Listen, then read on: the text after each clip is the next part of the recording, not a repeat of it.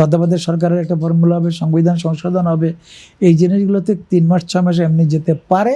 সেই হিসাবে হয়তো এক্সটার্নাল দিকগুলোতে নজর দিতে পারবে না, বাট সরকারকে কাজ করতে হবে 360 ডিগ্রি। বিভিন্ন দেশে 3 মাস বা 1 বছরের একটা মূল্যায়ন করা হয়।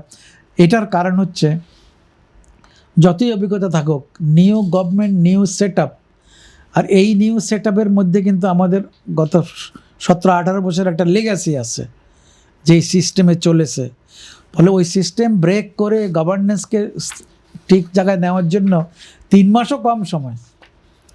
আমি মনে করি এদের আরও সময় লাগবে নিজেদের অবস্থান পজিশন বোঝার জন্য এবং সঠিকভাবে কাজ করার জন্য। এটা ওনার জন্য, সরকারের জন্য যখন ইম্পর্টেন্ট, আমার জন্য ইম্পর্টেন্ট।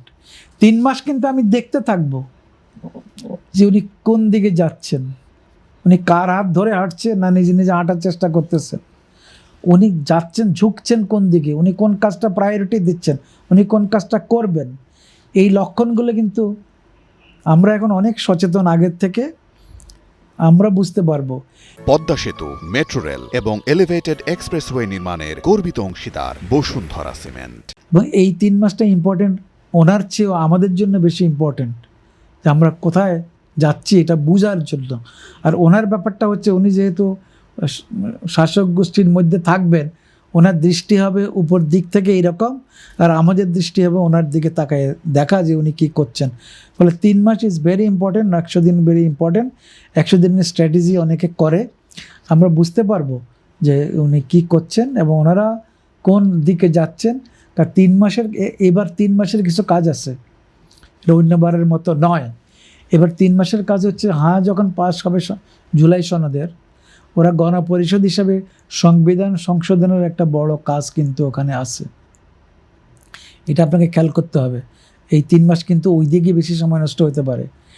135-40টা অর্ডিন্যান্স হচ্ছে, এই অর্ডিন্যান্সগুলো পার্লামেন্টের 30 দিনের মধ্যে পাস করতে হবে। আপনি এই 3 মাসে কিছুই হবে না, মানে আমরা বোঝার জন্য তো নির্বাচনের দিকে তাকিয়ে আছে। যদি সরকার 5 বছর টিকে তাহলে 3 মাস 6 মাসকে আমি ওইভাবে দেখছি না। 3 মাস 6 মাস ওনাদের লাগবে।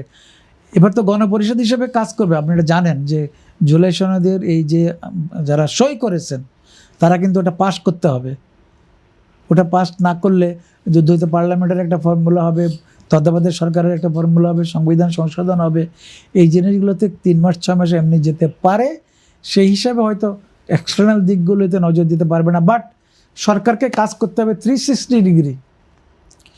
আমি ওই যে 45 ডিগ্রি, 90 ডিগ্রি, 180 ডিগ্রিতে কাজ করলেও হবে না, 360 ডিগ্রিতে কাজ করতে হবে, যেটা সরকারের কাজ।